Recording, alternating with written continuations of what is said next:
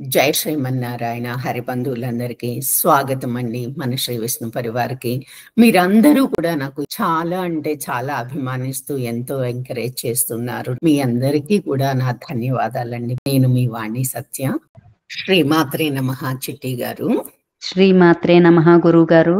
అమ్మ, ఈరోజు శ్రీ విష్ణు సహస్రనామ స్తోత్రంలోని 41వ శ్లోకం నుంచి నేర్చుకుందాము. 4 శ్లోకాలు. ఉద్భవః క్షోభణో దేవః శ్రీగర్భః పరమేశ్వరః కరణం కారణం కర్తా వికర్తా గహనో గుహః. పద విభజన. ఉద్భవః దా కింద భ మహాప్రాణం, వాతరత విసర్గలు, తర్వాత క్ష వచ్చింది. విసర్గల తర్వాత క్ష ఎప్పుడొచ్చినా కూడా ఫుల్ హా ప్రొనౌన్స్ చేయాలి. ఉద్భవః క్షోభణో భ మహాప్రాణం, దేవః శ్రీ గర్భః రా కింద భ మహాప్రాణం ఉంది, శ్రీ కూడా సంయుక్తాక్షరం, పరమేశ్వరః శంకరులో షా కింద వకారం సంయుక్తాక్షరం, కరణం కారణం కర్త వికర్త రా కింద తకారం సంయుక్తాక్షరం, గహనో గుహః. ఆఫ్లైన్ చూద్దాం. ఉద్భవః క్షోభణో దేవః. ఉద్భవః క్షోభనో దేవః. ఉద్భవః క్షోభనో దేవః. శ్రీగర్భః పరమేశ్వరః. శ్రీగర్భః పరమేశ్వరః. శ్రీగర్భః పరమేశ్వరః. కరణం కారణం కర్తా. కరణం కారణం కర్తా. కరణం కారణం కర్తా. వికర్తా గహనో గుహః. వికర్తా గహనో గుహః. వికర్తా గహనో గుహః. Line wise. ఉద్భవః క్షోభణో దేవః శ్రీగర్భః పరమేశ్వరః. ఉద్భవః క్షోభనో దేవః శ్రీగర్భః పరమేశ్వరః. కరణం కారణం కర్తా వికర్తా గహనో గుహః. కరణం కారణం కర్తా వికర్తా గహనో గుహః. ఇప్పుడు పూర్తి శ్లోకం అందరం కలిపి. ఉద్భవః క్షోభణో దేవః శ్రీగర్భః పరమేశ్వరః. కరణం కారణం కర్తా వికర్తా గహనో గుహః. 42వ శ్లోకం.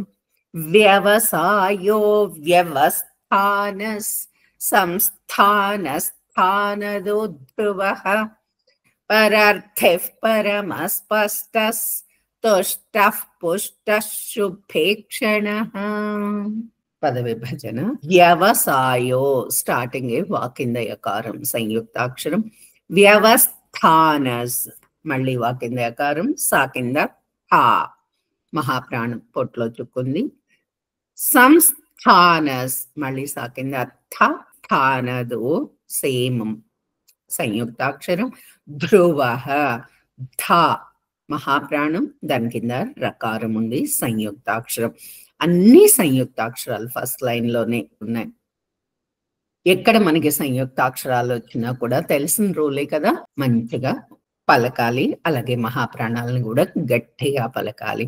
పరార్థిఫ్ రా కింద ధ మహాప్రాణం సంయుక్తాక్షరం, పరమ స్పష్టస్ సా కింద ప షా కింద ఠ రెండు సంయుక్తాక్షరాలు, తుష్టఫ్ పుష్టష్ అన్ని షణ్ముఖములు షాలు కింద కూడా టాలు ఉన్నాయి. శుభేక్షణః భ మహాప్రాణం. ఆఫ్లైన్ చూద్దాం. వ్యవసాయో వ్యవస్థానస్. వ్యవసాయో వ్యవస్థానస్. వ్యవసాయో వ్యవస్థానస్. సంస్థానస్థానదో ధ్రువః. సంస్థానస్థానదో ధ్రువః. సంస్థానస్థానదో ధ్రువః. परर्धिः परमस्पष्टस् परर्धिः परमस्पष्टस् परर्धिः परमस्पष्टस् तुष्टः पुष्टः शुभेक्षणः तुष्टः पुष्टः शुभेक्षणः तुष्टः पुष्टः शुभेक्षणः लाइन वाइज व्यवसायो व्यवस्थानस् संस्थानस्थानदो ध्रुवः व्यवसायो व्यवस्थानस् संस्थानस्थानदो ध्रुवः परर्थिः परमस्पष्टस् तुष्टः पुष्टः शुभेक्षणः परर्धिः परमस्पष्टस् तुष्टः पुष्टः शुभेक्षणः पूर्ति श्लोकम् व्यवसायो व्यवस्थानस् संस्थानस्थानदो ध्रुवः परर्थिः परमस्पष्टस् तुष्टः पुष्टः शुभेक्षणः 43వ శ్లోకం రామో విరామో విరతో మార్గో నేయో నయో నయః వీరశక్తిమతాం శ్రేష్ఠో ధర్మో ధర్మ విదుత్తమః పద విభజన రామో విరామో విరతో మార్గో రా కింద గా సంయుక్తాక్షరం మార్గో నేయో నయో నయః నయో తర్వాత అవగ్రహం ఉంది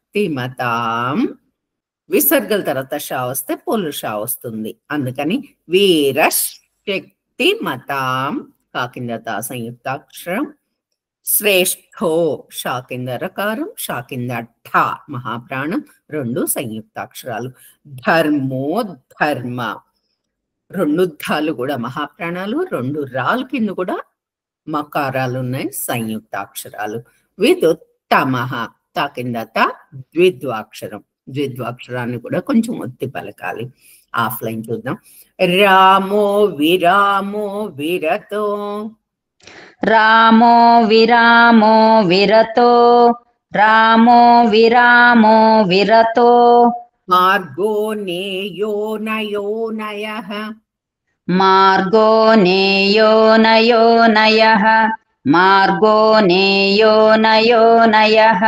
వీరశక్తిమతాం శ్రేష్ఠో వీరశక్తిమతాం శ్రేష్ఠో వీరశక్తిమతాం శ్రేష్ఠో ధర్మో ధర్మ విదుత్తమః ధర్మో ధర్మ విదుత్తమః ధర్మో ధర్మ విదుత్తమః లైన్ వైజ్ రామో విరామో విరతో మార్గో నేయో నయో నయః రామో విరామో విరతో మార్గో నేయో నయో నయః వీరశక్తిమతాం శ్రేష్ఠో ధర్మో ధర్మ విదుత్తమః వీరశక్తిమతాం శ్రేష్ఠో ధర్మో ధర్మ విదుత్తమః పూర్తి శ్లోకం అందరం రామో విరామో విరతో మార్గో నేయో నయో నయః వీరశక్తిమతాం శ్రేష్ఠో ధర్మో ధర్మ విదుత్తమః 44వ శ్లోకం వైకుంఠః పురుషః ప్రాణః ప్రాణదః ప్రణవః పృథుః హిరణ్యగర్భః శత్రుఘ్నో వ్యాప్తో వాయురధోక్షజః పద విభజన వైకుంఠః ఠ మహాప్రాణం పురుషః ప్రాణః ప కింద రకారం సంయుక్తాక్షరం ప్రాణదః సేమ్ అన్ని పాలు కింద కూడా రకారాలు ఉన్నాయి సంయుక్తాక్షరాలు ప్రాణః ప్రాణదః ప్రణవః పృథుః లాస్ట్ కి థ పొట్లో చుకుంది మహాప్రాణం లాస్ట్ విసర్గలు హిరణ్య గర్భష్ అణ కింద కారం, రా కింద ఫ మహాప్రాణం, ఆ రెండు సంయుక్తాక్షరాలు. శత్రుఘ్నో తా కింద రకారం, ఘ మహాప్రాణం కింద నకారం ఉంది, అవి కూడా సంయుక్తాక్షరాలు. వ్యాప్తో వా కింద కారం, ప కింద త, వాయు రథో థ మహాప్రాణం గట్టిగా పలకాలి. జహ ఆఫ్లైన్ చూద్దాం. వైకుంఠ పురుష ప్రాణ, వైకుంఠ పురుష ప్రాణ, వైకుంఠ పురుష ప్రాణ, ప్రాణద ప్రణవ పృథు, ప్రాణద ప్రణవ పృథు, ప్రాణద ప్రణవ పృథు. హిరణ్యగర్భ శత్రుఘ్నో, హిరణ్యగర్భ శత్రుఘ్నో, హిరణ్యగర్భ శత్రుఘ్నో. వ్యాప్తో వాయురథోక్షజః, వ్యాప్తో వాయురథోక్షజః, వ్యాప్తో వాయురథోక్షజః. Line wise. వైకుంఠ పురుష ప్రాణ, ప్రాణద ప్రణవ పృథు, వైకుంఠ పురుష ప్రాణ, ప్రాణద ప్రణవ పృథు. హిరణ్యగర్భ శత్రుఘ్నో, వ్యాప్తో వాయురథోక్షజః, హిరణ్యగర్భ శత్రుఘ్నో, వ్యాప్తో వాయురథోక్షజః. పూర్తి శ్లోకం. వైకుంఠ పురుష ప్రాణ, ప్రాణద ప్రణవ పృథు, హిరణ్యగర్భ శత్రుఘ్నో, వ్యాప్తో వాయురథోక్షజః. శ్రీమాత్రే నమః. అమ్మ శ్రీమాత్రే నమః గురుగారు. ఈ వీడియో గనక మీకు నచ్చినట్లయితే తప్పకుండా సబ్స్క్రైబ్ చేసుకొని లైక్ చేయండి. మీ లైక్స్ వలన మన ఛానల్ ఎక్కువ మందికి రీచ్ అయ్యే ఆస్కారం ఉంటుంది. వన్స్ అగైన్ ధన్యవాదాలు.